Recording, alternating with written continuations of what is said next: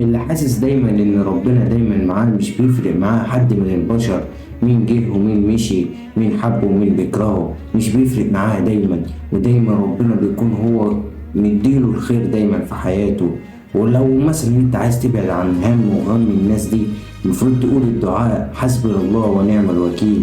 نفس الدعاء ده قاله سيدنا ابراهيم لما كانوا بيرموه بالمنجنيق في قلب النار. المنجنيق ده بمثال شعبي اللي هو عبارة عن حتة نبلة انت بتركب فيها زلطية وتقوم ترميها في الهواء. بس المنجنيق ده ركبوا فيه سيدنا إبراهيم، وبدل ما يرموه في الهواء رموه في قلب النار، بسبب إن هو كان معلق قلبه بربنا، وكان معلق قلبه وحياته قصته كلها بربنا، وكان مش بيفرق معاه حد من البشر ولا البني آدمين اللي حواليه. نزل في قلب النار، ومين اللي كسب في الآخر؟ سيدنا إبراهيم. أنت تقابلك مشاكل وتزعلك وناس تكسرك وتكسر بقلبك وتشوق